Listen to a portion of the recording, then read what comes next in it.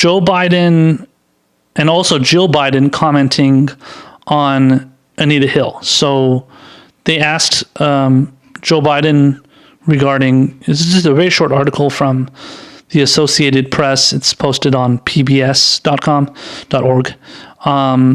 So there's it's like a short article here.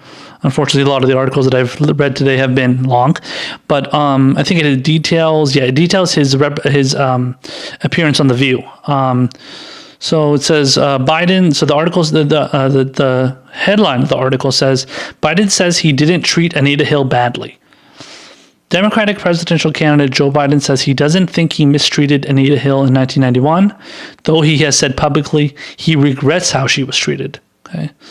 During an interview on ABC's The View on Friday, the former vice president says, "I don't think I treated her badly," during a discussion about his role as Senate Judiciary Chairman during the contentious confirmation hearing for Supreme Court Justice Clarence Thomas. Biden has apologized for Hill's treatment by others, a point he made again Friday, wondering aloud, how you stop people from asking inflammatory questions? What are you talking about? A point? What do you mean? Who's asking? You mean the questions that you were asking of Anita Hill, or the people that are asking you about Anita Hill? Anyway, it says Biden's campaign has said the former vice president spoke to Hill in the days preceding his presidential campaign announcement. Biden also said he has no plans to limit himself to one term if he's elected, obviously. The 76-year-old Democrat told ABC his age is a legitimate question and that voters can decide, blah, blah, blah. Okay, who cares about that? But yeah, I mean, obviously, I don't even know what he's talking. One second he says he doesn't think he mistreated her, but then he regrets how she was treated. So it's a total contradiction. He's completely contradicting himself. He doesn't even know one second he regrets it, one second he doesn't regret it. So this is the initial, the segment that Joe Biden did. I'm sorry, the interview that Joe Biden did with The View. But this is specifically regarding his thing with the part about Anita Hill. We are back with Vice President Joe Biden. So welcome to the View apology tour. Yeah. I know something about it, believe me. We all do. Okay? Yeah. You're not alone in this one. I'm proud of my record. Okay. So let's go to this one. This is another area that earlier this month you reached out to Anita Hill and you personally expressed some regret to her about the way you behaved, I guess, back in 1991 when you were on the Senate committee. You didn't vote for Clarence Thomas, right? Not only didn't I vote for Clarence Thomas, I believed her from the beginning. Yeah. I was against Clarence Thomas. I did everything in my power to defeat Clarence Thomas, and he's won by the smallest margin anyone ever won going on the Supreme Court. But she was not 100% happy with your discussion with her. So here's your opportunity right now to just say you apologize, you're sorry. I think we can clean this up right now. Well, by the way, I did. I understand. Look, I'm not going to judge whether or not it was appropriate, whether she thought it was sufficient, but I said privately what I've said publicly. I am sorry she was treated the way she was treated. I wish we could have figured out a better way to get this thing done. I did everything in my power to do what I thought was within the rules to be able to stop things. But look, take a look at what's happened. What I did when we got through that god-awful experience she'd been through, she's one of the reasons why we have the Me Too movement. She's one of the reasons why I was able to finish writing the Violence Against Women Act. She's one of the reasons why I committed, and that was over. There'd never be a Judiciary Committee I was involved with that didn't have women on it. So I went out and got a commitment that the women I campaigned for would come on the committee. Yeah. So she's responsible for significant changes, and she deserves credit for it. And one of the things you saw is, how about the last hearing?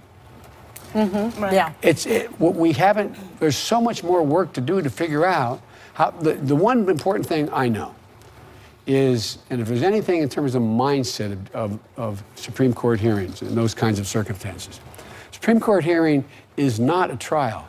It's a job interview. It's a job interview. And you don't have to prove beyond a reasonable doubt anything as to why you shouldn't put so-and-so on the court. And so I'm grateful she took my call. You know, for as long as I have, I don't know why it took you so long to call her. I wish it had happened earlier. Well, I tell you what the deal was. I did not, since I had publicly apologized for the way she was treated, I'd publicly said it, I publicly had given credit for her, the contribution she made to begin to change this culture in a significant way, that what I didn't want to do, and I didn't want to, quote, invade her space. I didn't want to get in the situation where this became, and then when I heard all this about and it was legitimate, expecting a call every time the phone rang, and so I spoke to some leading women advocates in this area, someone knew her, and I said, could you see whether she'd take my call? Yeah. And I was grateful she took my call. You know, I think what she wants you to say is, I'm sorry for the way I treated you, not for the way you were treated. I think that would be closer. Well, but I'm sorry the way she got treated. In terms of, I never heard say, if you go back and look what I said and didn't say, I don't think I treated her badly. I took on her opposition, what I couldn't figure out how to do, and we still haven't figured it out. Yeah. How do you stop people from asking inflammatory questions? How do you stop these character assassinations outside? There was a full-blown attack on her in order to try to get the defense, quote unquote, for Clarence Thomas. And no woman or any victim of harassment should ever be put through that circumstance in public hearing. Yeah. And so, look, if you notice, we're all still looking for, how do you change the process of having a hearing? Do you do it in camera? Do you do it, One of the things I read she said is that she wants to see the issue elevated, that she's willing to be open to you, but she wants to see this issue treated fairly and elevated. So how do you do that? Was also not having the other women testify. Right. The other women that would have been able to corroborate what happened. The truth is that the key witness wanted to testify. We decided she didn't want to testify. We actually sent her a document and saying, I want you to come. Her lawyer's in a hotel, yeah. And I had it signed. If you do not, I want you to come. But if you don't want to come, sign this. Tell me it's real. And there is a document saying that. Now, people will then say, well, why didn't you call her anyway? Well, I thought the issue was to try to make it clear that I believed Dr. Hill. I believed what she was saying. And what would happen if someone came and said, well, I'm not going to say anything? That would have guaranteed that this happened. So look, there are a lot of mistakes made across the board. And for those, I apologize that we may have been able to do and conduct it better. But I believed Dr. Hill from the beginning. From the beginning. Yes. And I said it. Yeah. I said it. Okay. And so maybe she'll come on the show with you here. That would be a nice. Well, by the way, I'm prepared to do that. I just think she is a remarkable person. Think historical of what she figure, really. No, she really is. Yeah. And it's remarkable what she was able to generate. And some of you may remember that. Well, anyway. Well, we're not done with you anyway. We got to take a break. We'll be right back with more from Vice President Joe Biden. So that was, it's an interesting answer. A lot of it was just, I think a lot of it was just kind of dancing around it. Because, 1 second he's saying, I'm sorry about how she was treated, but I didn't do anything wrong. I was hoping that, watching the whole segment, because I'm somebody that cares about context and I care about looking at things in a broader scope. But I was hoping that would add some clarification to the comments that I had read in the article, in the PBS article. It didn't. That didn't make him look any better. And I don't know from what I can see from that wouldn't honestly make anybody that is having reservations about the fact that he treated Anita Hill badly or didn't do the right thing. I mean, I don't think that would help. I don't think that would help their reservations. I think they would still have reservations about wanting to vote for him. And the fact that he was the chairman of that committee, of that Judiciary Committee. I mean, you were the chairman. You're the one who runs everything. And then he's like, "Oh, but I didn't vote in favor of Clarence Thomas." Yeah, because if you had voted in favor of Clarence Thomas, then you would have been dragged through the coals by your own party, because the majority of the party, I'm sure, voted against Clarence Thomas. So, even if he wasn't, he still would have been called out for that, because at the time, I'm sure Biden was seen as much more of a liberal figure than compared to a lot of the other people that are that were obviously in office at the time. But yeah, I mean, but at the end of the day, it really just comes down to the fact that he didn't do enough, and he kind of admits it to some extent. But he's like, "Well, I didn't want to invade her personal space and all that stuff." But it's like, I don't know. That doesn't really respond. That doesn't answer for it, though.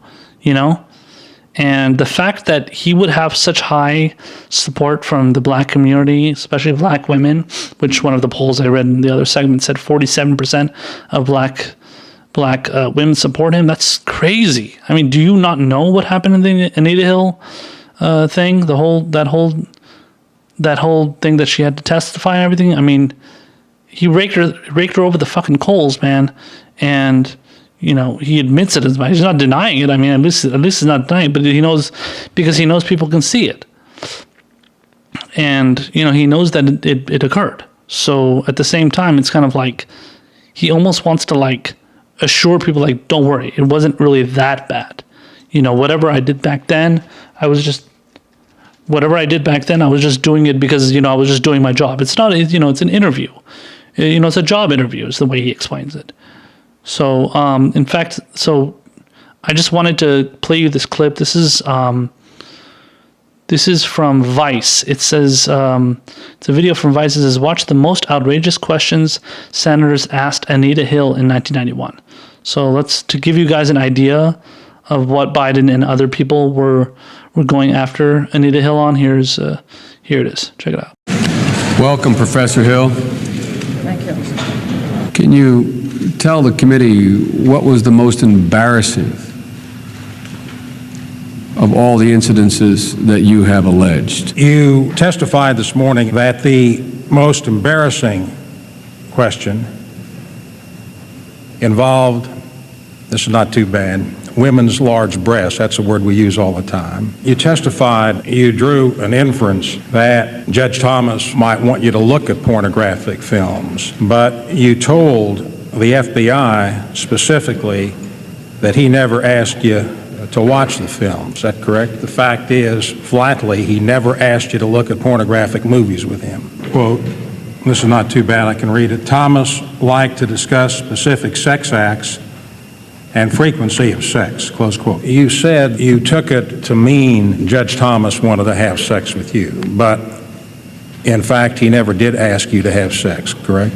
No, he did not ask me to have sex. He did continually pressure me to go out with him, continually, and he would not accept my explanation as one as being valid. So that when you said you took it to mean we ought to have sex, that was an inference, a mere allegation. Senator, I would suggest to you that for me, these are more than mere allegations. These are the truth to me. These comments are the truth to me. I'm not questioning your statement when I use the word allegation. I know about sexual harassment and discrimination against women, and I think I have some sensitivity on it. How reliable is your testimony in October of 1991 on events that occurred 8-10 years ago? How sure can you expect this committee to be on the accuracy of your statements? I guess one really does have to understand something about the nature of sexual harassment. It is very difficult for people to come forward with these things. I've got to determine what your motivation might be. Are you a scorned woman? Do you have a militant attitude relative to the area of civil rights? Do you have a martyr complex? The issue of fantasy has arisen. Are you interested in writing a book? It is appropriate to ask Professor Hill anything any member wishes to ask her to plumb the depths of her credibility. You are not now drawing a conclusion that Judge Thomas sexually harassed you. Yes, I am drawing that conclusion. That Well, is then I my... don't understand. Pardon me? Then I don't understand. Do you have anything to gain by coming here? Has anybody promised you anything by coming forth with this story now? The witness did not say anything to the FBI about the described size of his penis, the description of the movie Long Dong Silver, about the pubic hair in the Coke. I did think that Senator Specter pointed out some inconsistencies. All we've heard for 103 days is about a most remarkable man, and they scoured his every shred of life, and nobody but you has come forward. If what you say this man said to you occurred, why in God's name would you ever speak to a man like that the rest of your life? That's a very good question. And I'm sure that I can't not answer that to your satisfaction. That is one of the things that I have tried to do today. I have suggested that I was afraid of retaliation. I was afraid of damage to my professional life. And I believe that you have to understand that this response, and that's one of the things that I have come to understand about harassment, that this response, this kind of response, is not atypical. And I can't explain. It takes an expert in psychology to explain how that can happen. But it can happen, because it happened to me. Well, it just seems that so incredible to me. That is a most contradictory and puzzling thing for me. I do not know how Judge Thomas defends himself. I do apologize to the women of America if they got the wrong impression about how seriously I take the issue of sexual harassment. I must tell you, I must tell everyone else, I take sexual harassment seriously. Okay, so, I mean, those questions were ridiculous. I mean, I didn't even know it was that bad. That's crazy. I'll have to watch the full thing. Well, actually, that's just the opening. There's a full clip of the opening statement here. But yeah, I mean, those were ridiculous questions. All men, too. Was there any women that were even asking questions? Anyway, so now, again, if Joe Biden was just one of those people asking those questions and he didn't ask anything controversial, it would have been one thing.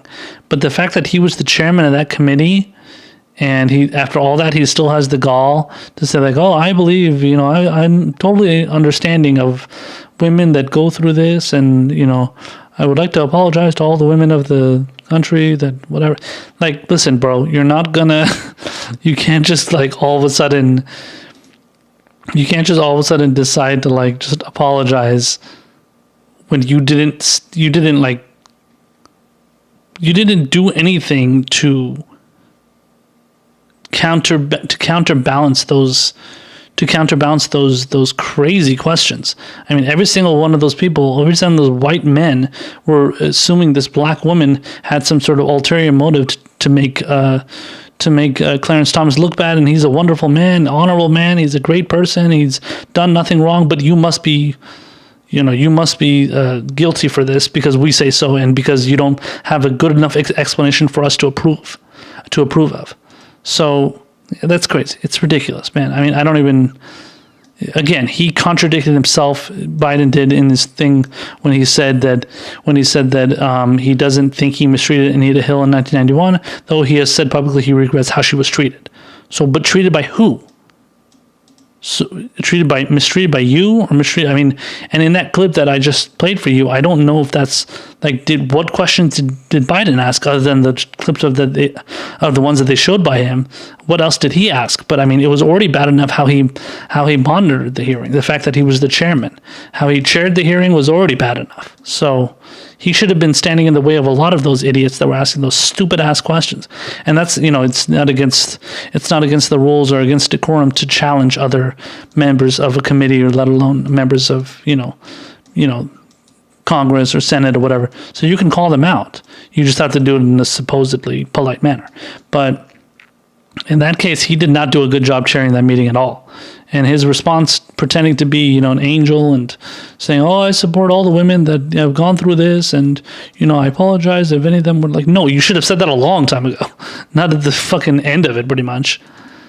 So I wanted to follow up reading that article with a response that Joe Biden's wife, Jill Biden, had.